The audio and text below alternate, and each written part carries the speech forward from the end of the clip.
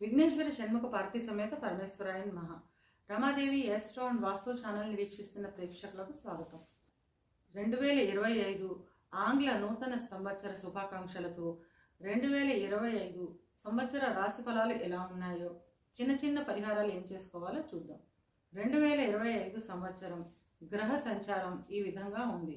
మనం చెప్పుకునేవి సంవత్సర ఫలితాలు కనుక పెద్ద గ్రహాలైన గురువు, శని, రాహు, కేతువుల యుతి, స్థితి, గతుల ఆధారంగా ఫలితాలు ఉంటాయి. వృషభ రాశిలో సంచారం చేస్తున్న గురువు మే 15వ తేదీన మిథునంలోకి ప్రవేశిస్తాడు. కుంభంలో సంచరిస్తున్న శని మార్చి 29వ తేదీన మీనంలోకి ప్రవేశిస్తాడు. మే 18వ తేదీన మీనంలో సంచరిస్తున్న రాహు కుంభంలోకి, కన్యలో సంచరిస్తున్న కేతు సింహంలోకి ప్రవేశిస్తాడు. ఈ గ్రహస్థితిని ఆధారంగా చేసుకుని మిథున రాశి వారికి 2025 సంవత్సర ఫలితాలు ఎలా ఉన్నాయో, చిన్న చిన్న పరిహారాలు ఏం చేసుకోవాలో చూద్దాం. మృగశిర 3, 4 పాదాలు, ఆరుద్ర 1, 2, 3, 4 పాదాలు, పునర్వసు 1, 2, 3 పాదాలు కలిపి మిథున రాశిలో ఉంటాయి. మిథున రాశికి అధిపతి బుధుడు. మిథున రాశి వారికి సంవత్సరం మిశ్రమ ఫలితాలు ఉంటాయి. మిథున రాశి వారికి గత సంవత్సరంతో పోలిస్తే ఈ సంవత్సరం చాలా అనుకూలంగా ఉంటుంది. నవమంలో సంచరిస్తున్న శని మార్చి నెలలో దశమంలోకి ప్రవేశిస్తాడు.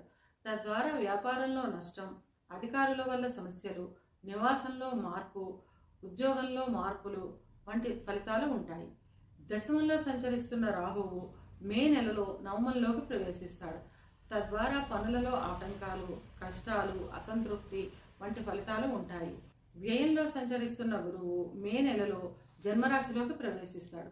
తద్వారా పనులలో ఆటంకాలు, అవమానాలు, చేస్తున్న వృత్తి వ్యాపారాల్లో అసంతృప్తి వంటి ఫలితాలు ఉంటాయి. చతుర్థంలో సంచరిస్తున్న కేతువు మే నెలలో తృతీయంలోకి ప్రవేశిస్తాడు. తద్వారా చేపట్టిన పనులలో విజయం, సోదరులతో సంతోషం, వ్యాపారంలో లాభం వంటి ఫలితాలు ఉంటాయి. మొత్తం మీద ఈ 4 గ్రహాల స్థాన మార్పు వల్ల మిశ్రమ ఫలితాలు ఉంటాయి. చిన్న చిన్న అనారోగ్య సమస్యలు ఉంటాయి.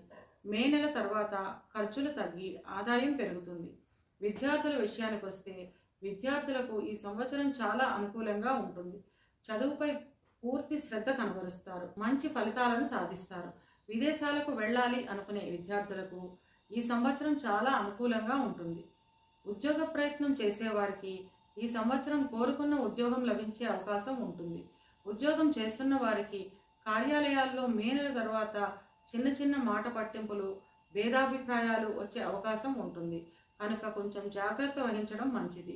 విదేశాలలో ఉద్యోగం చేస్తున్న వారికి లేదా ఉద్యోగ నిమిత్తం విదేశాలకు వెళ్ళాలి అనుకునే వారికి ఈ సంవత్సరం చాలా యోగదాయకంగా ఉంటుంది.